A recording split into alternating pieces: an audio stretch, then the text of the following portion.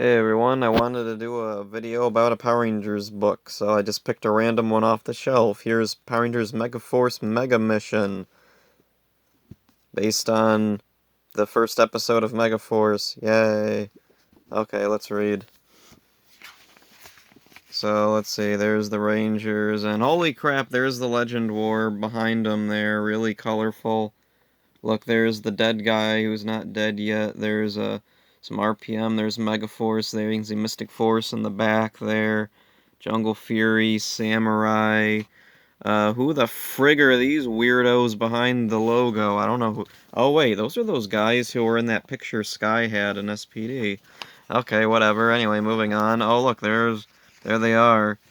From the back there, there's Jason, Lightspeed, SPD, Samurai, Jungle Fury, some weirdos, Orico, Overdrive, some weirdos, Ninja Storm there, RPM there, Wild Force, Lost Galaxy, Space.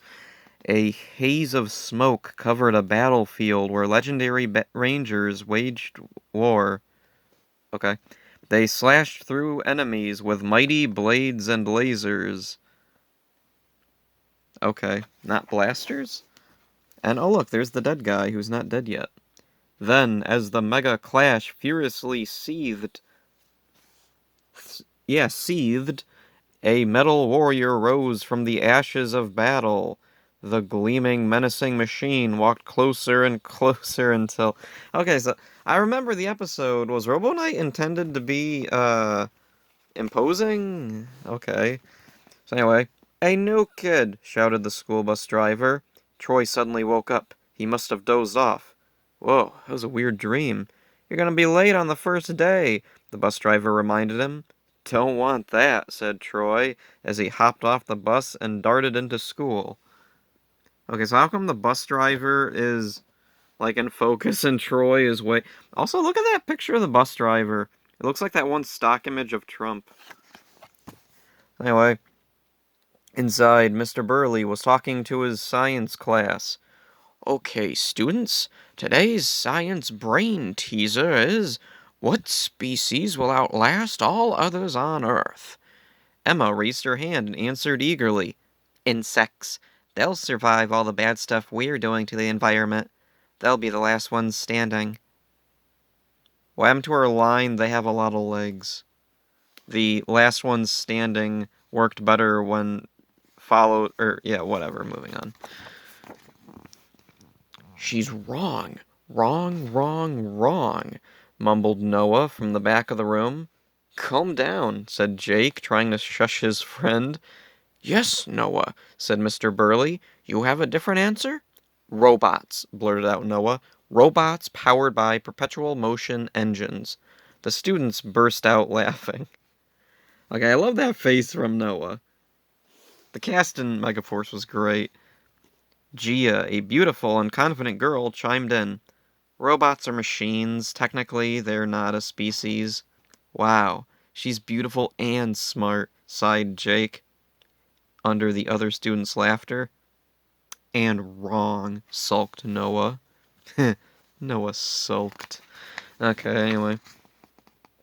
Here we got Troy and Burley there. Picture quality in this book is pretty blurry, but it's not the worst I've seen.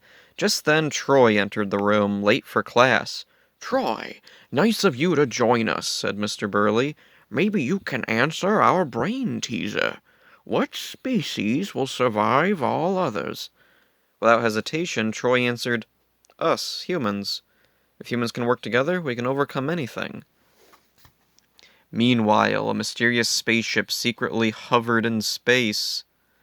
Inside, evil insectoid aliens named Admiral Malcor, Vrock, and Creepox plotted to take over the Earth. From let's see, who's talking? Oh, Creepox. "From what I've seen so far during my time on Earth, they can't match our insect strength," cackled Creepox. "This planet will be a pushover." Okay, if Creepox is the one talking, shouldn't he be the one in the picture here? Why is it Malcor? Okay, Melkor and Vrock. Yeah, Creepox isn't even on any of these pages. But Vrock disagreed. I've analyzed Earth. This is a good planet to invade, but the humans may pose a problem. Let's see, and then Melkor says, Humans are used to the smaller, harmless insects on their planet. But wait until we land, boasted Admiral Malcor. We will remove these humans from it and take this Earth for ourselves. I think that there's quotes around Earth. I don't remember him putting any, particular emphasis on Earth in the episode. So anyway, ominous eyes. Oops. Dropped my phone. Okay, yeah, anyway. Ominous eyes. Back on Earth, the command center for a robot named Gosei came to... That is such an awkward sentence. The command center for a robot named Gosei. Like, Gosei's a robot now. Okay. Aliens have landed on Earth, said Gosei.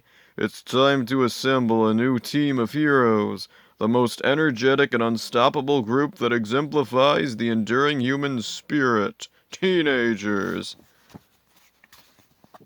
Okay, no Tensu to disagree with him.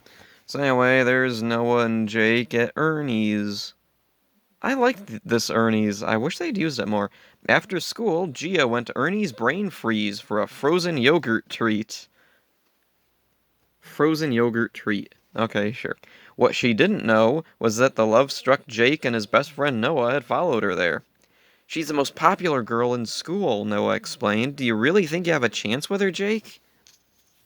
Meanwhile, Emma was in the forest taking pictures of butterflies, but instead of discovering butterflies, Emma spied a giant orange bug walking among the trees. What is that? The bug... Oh, wait. Is that Emma saying, what is that? Or is that Creepox saying, what is... Whatever. The bug stopped and sniffed the air. I smell a human! Without warning, Emma mysteriously vanished. What?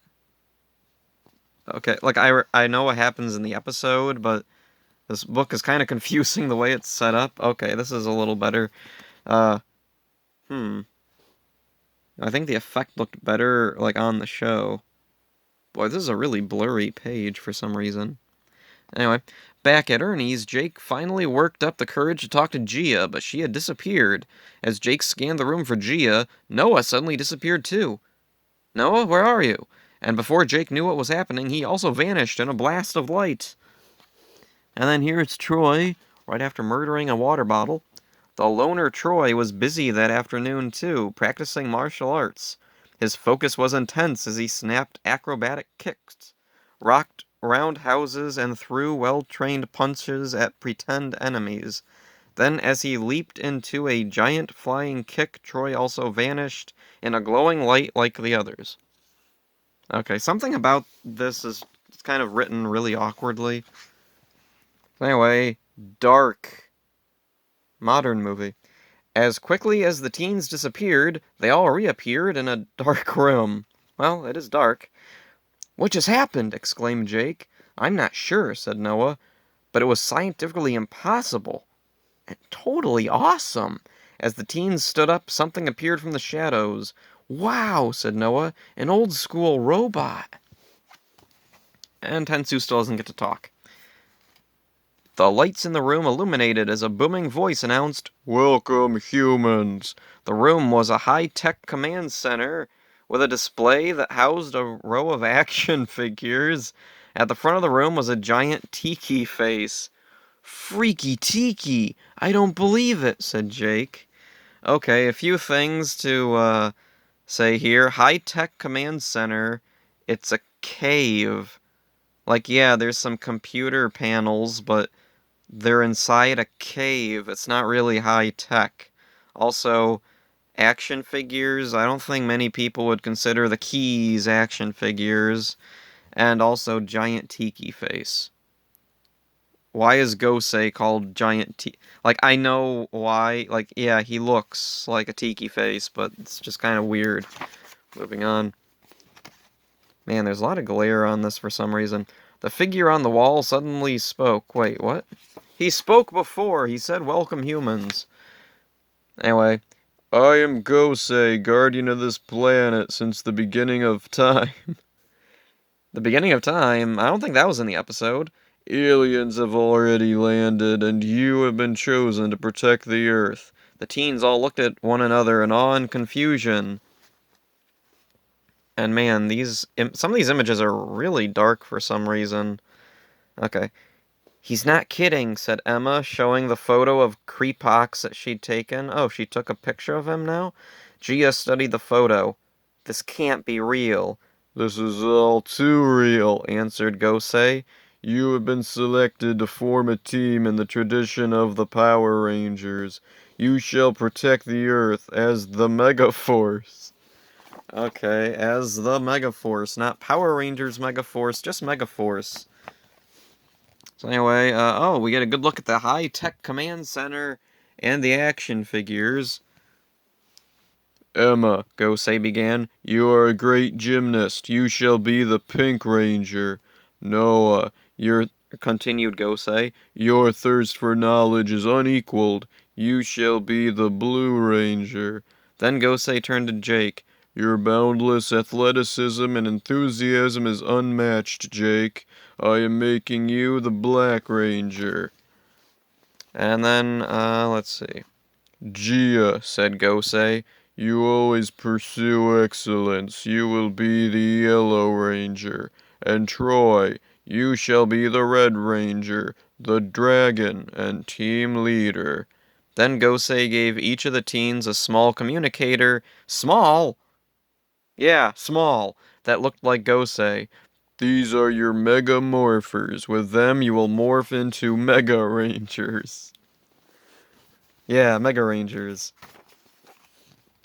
So, yeah, there's the small thingies. Troy looked at the others, and there was an unsaid agreement in the room. Okay, if the Earth is under attack, and you think we're the ones to protect it, then we're in. Suddenly, Gosei's eyes started to glow. Megaforce, your mission starts now. Believe in yourselves. And then here's a bunch of Lukis attacking people. That's pretty cool. Let's see. The teens flashed to the edge of town only to come face to face with an army of alien soldiers called Loogies. The soldiers surrounded the teens, but Troy attacked first, swiftly taking down 2 Loogies. Everyone started fighting, but the soldiers were too powerful to defeat. Let's see. Troy yelled, Gosei told us the Morphers will give us power. Let's use them. Go, go, Megaforce, they shouted as they morphed into the Power Rangers Megaforce. The Red Ranger led the attack. The foot soldiers burst into wet globs of green goo, but more Loogies appeared, no matter how many were defeated. And they're surrounded, and Troy isn't there for some reason. The Rangers were outnumbered, but that didn't stop them. First, the Black and Yellow Rangers set off a mega quake that cracked the road open and swallowed the alien foot soldiers whole. Then the Blue Ranger used his power card to blast the soldiers with geysers of water. Okay. I feel like they could have simplified this a little bit. Really dark page again. Why is everything so dark? Meanwhile, Admiral Malcor, Vrock, and Creepox watched the battle safely from their warship in space. Pesky humans! Screamed Creepox. How dare they fight back? If I were you, I'd throw in a real monster, said Vrock. Yes, agreed Admiral Malcor. Let's test the Power Rangers with Scaraba, the rock beetle. And there's a rock beetle. Definitely what he is. Back on Earth, a giant beetle-like alien appeared, showering the city with falling rubble. And let's see. Hey, monster, if you want to squash them, you'll have to go through us. Or get through us, yelled the Red Ranger. We're the Power Rangers Megaforce. And, yeah, there's the big symbol that totally means something. Power Rangers? The big bug scoffed. Watch what happens when you get in a bug's way. Then Scaraba blasted the Rangers with monstrous rubble boulders, but they dodged the attack. Then even more soldiers bubbled up from the ground. The Power Rangers needed to use their Zords. The mini Zords became attached to the Rangers' Mega Blasters, That's not an awkward sentence at all. The foot soldiers charged forward, but the Rangers defeated the alien goons. Oh, now they're goons, they're not soldiers. You punks are mega-forcing me to lose my lunch, cried Scaraba. I'm glad they kept that stupid pun from the show. Then the beast hurled 2 blue energy orbs at the Rangers, who swiftly dodged the attack. And there's Noah jumping up. Now it was the Rangers' turn to fight back. First, the Red and Pink Rangers flew forward with a dragon sword and Phoenix shot attack. Then the Black Ranger and Yellow Ranger swiped Scaraba with a snake venom and tiger claw strike. Finally, the Blue Ranger smacked the bug with a shark blue beat down. And there he is, getting his butt blown up. Uh, with Scaraba caught off guard, the Red Ranger announced, Rangers, it's time to show true Mega Power! All the Rangers' weapons assembled together. In the Red Ranger's hand, it was the Megaforce blaster. The Rangers each added their special power cards to power the weapon to full force. Then the Rangers blasted Scaraba and wiped the alien off the face of the Earth. And, yay! They're a team now. I really wish this wasn't so dark. It's so hard to get the light to work right. Megaforce, Megaforce, that's a mega win, declared the Red Ranger, who no longer has a name, I guess. Congratulations on a job well done, said Gosei to the new team. This morning you were regular kids leading normal lives, but now you must prepare to live extraordinary lives. You are the Power Rangers Megaforce. So, yeah. When Earth is threatened by insect aliens from space, ancient protector Gosei awakens and blah blah blah. So, this is a fine book. I think it's a little awkward in places, but like, I don't know, I'm sure kids into Megaforce at the time got a kick out of it. Like little kids could like some of the text is a little complicated, I think, for really, really little kids, but like, I don't know, maybe 11 and 12-year-olds would be able to read this just fine, or like for younger kids, this would be fine as like a bedtime story, though.